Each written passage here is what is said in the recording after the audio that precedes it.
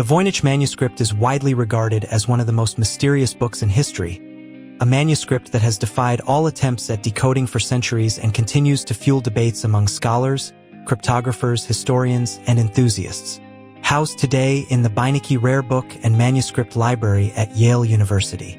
The manuscript is a richly illustrated codex measuring about 23.5 by 16.2 centimeters, with nearly 240 vellum pages. It is named after Wilfrid Voynich, a Polish-Lithuanian antiquarian and book dealer who purchased it in 1912 from the Villa Mondragone in Italy, though its origins are much older. Radiocarbon dating of the vellum, conducted in 2009, places its creation sometime between 1404 and 1438, in the early 15th century, most likely in Central Europe. However, the true authorship, purpose, and meaning remain unknown, making it a legendary enigma. Let's dive into the story.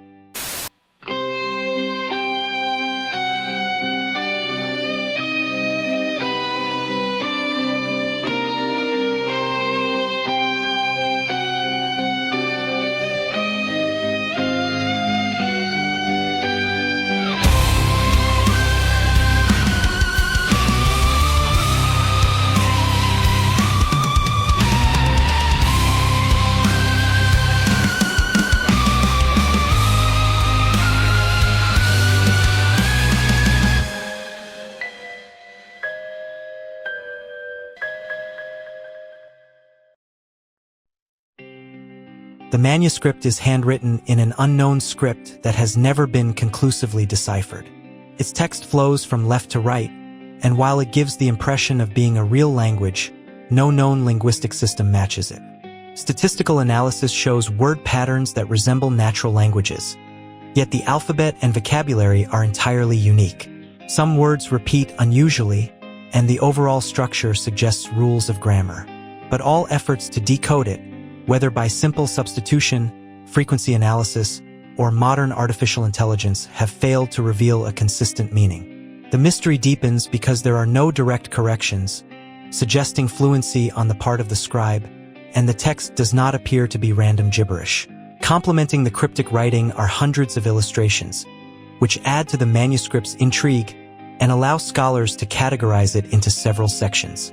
Herbal section, the largest portion of the book, featuring detailed drawings of plants, many of which do not correspond directly to known species.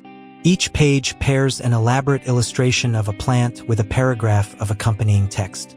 Some plants look like imaginative composites of real ones, leading to speculation that they represent lost species, alchemical inventions, or symbolic drawings rather than botanical reality. Astronomical and astrological section. This section includes diagrams resembling constellations, star charts, and zodiac symbols such as Pisces, Scorpio, and Sagittarius.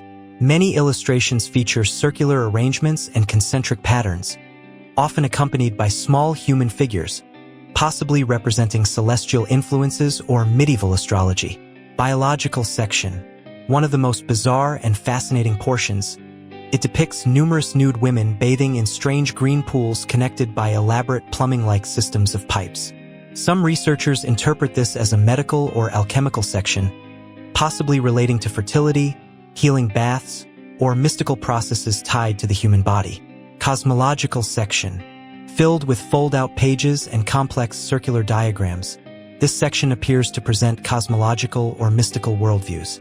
Some diagrams resemble medieval depictions of the universe, but others are unlike anything else from the time, suggesting lost knowledge or pure invention.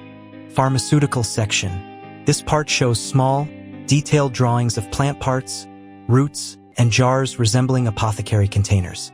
It seems to suggest instructions for preparing medicines, though again, the plants are not identifiable. Recipes section. The final section contains dense paragraphs of text, separated by star-shaped markers, perhaps indicating individual formulas or instructions. Without translation, their purpose remains unknown. Over the centuries, countless theories have been proposed regarding the manuscript's origin and meaning. Some argue it is a pharmaceutical or medical guide, created for an unknown patron, with coded language meant to protect trade secrets. Others suggest it was a work of alchemy, linking plants, astrology, and mystical practices. Some cryptographers have considered it a ciphertext, possibly created for political or military purposes during the Renaissance. The possibility of it being an elaborate hoax has also been raised, but most experts doubt this due to the manuscript's complexity, the consistency of the script, and the expense of producing vellum of such high quality. Famous figures in history have been linked to the manuscript. Records show that Emperor Rudolph II of the Holy Roman Empire may have purchased it in the late 16th century, believing it to be the work of Roger Bacon, the 13th century English philosopher and polymath. It later passed through various hands, including Jesuit scholars in Rome, until Voynich rediscovered it.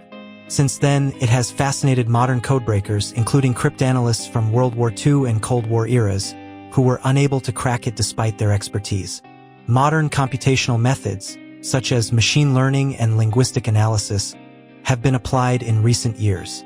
Some results suggest the text may contain elements of real language, possibly a lost dialect or artificially constructed system.